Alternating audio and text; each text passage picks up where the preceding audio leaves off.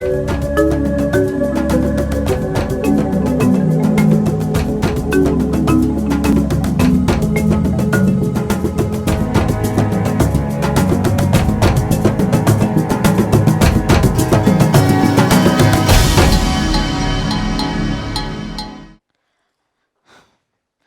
a show of hands, how many of you have been bullied?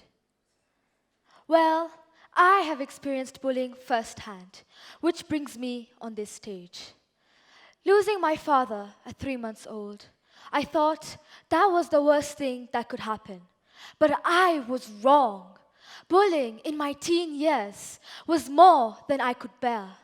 I was subjected to taunting, insults, ganging up, and rumor mongering. And this was all happening at a crucial time when I was preparing for my final exams. I was broken. I didn't know who to confide in. Allow me to continue to elaborate on my point. What is bullying? Bullying is a subcategory of aggressive behavior characterized by 1, hostile intent, when bullying is deliberate and not accidental. 2, imbalance of power, when bullying includes a real or perceived power inequity between the bully and the victim. There are 4 types of bullying. There is verbal, physical, psychological, and cyberbullying. We all wonder, why do people bully?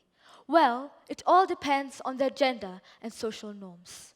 Research shows that bullies themselves have experienced a stressful or traumatic situation within the past 5 years.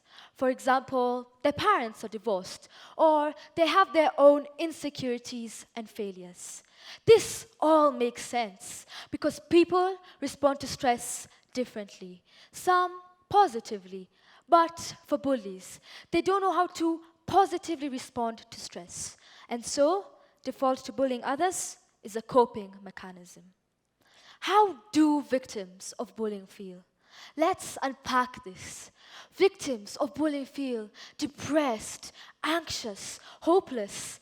They feel as if life has fallen apart. They feel as if life is meaningless.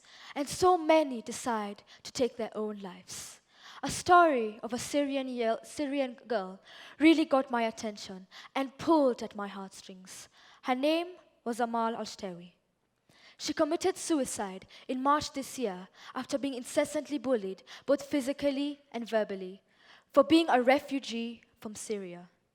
So her fault was that all she wanted was a better life, a secure life, and to freely express her culture and religious practices without being targeted.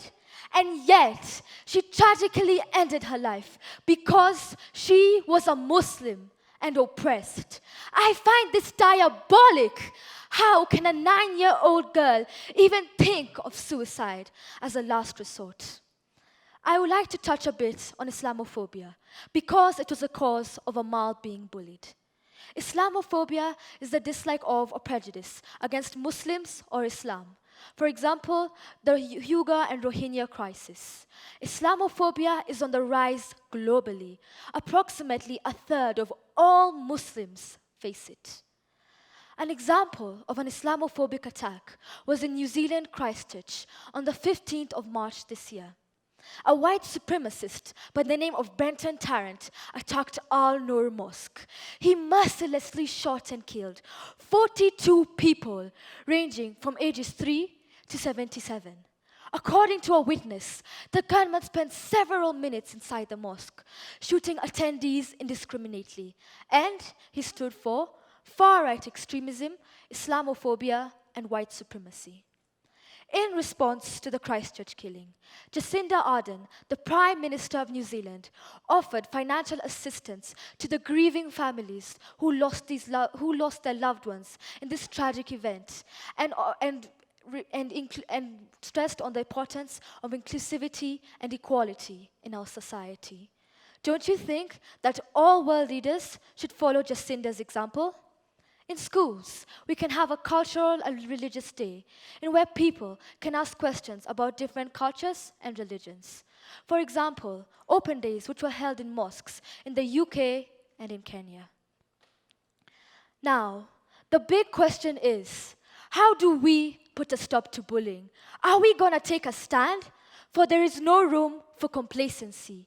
How are we going to stop another tragic event from happening? Our prime focus should be on creating anti-bullying campaign groups which involve parents, teachers, and students who are vulnerable to bullying, and by making presentations on awareness of what bullying is and how we will combat it. But then let's say that the child going through bullying is not ready to share his or her experience. We can introduce a forum in which we have a counselor who will give guidance on bullying submitted by students anonymously. The Kenyan Ministry of Education should emphasize on having a counselor in every school due to the high rise of bullying and suicide. The World Health Organization states that suicide is the third cause of death amongst teenagers aged 15 to 19. Brookhouse has a perfect model in where we have parenting seminars, global citizenship lessons, assemblies on bullying, and an in-house counselor. We can use Brookhouse as an example that can easily be implemented in other schools in Kenya. In conclusion, I would like to spearhead an anti-bullying campaign that supports and helps victims of schools nationwide. Last but not least, I leave you with a quote by Maya Angelou. I have learned people will forget what you said. People will forget what you did. But people will never forget how you made them feel. Thank you.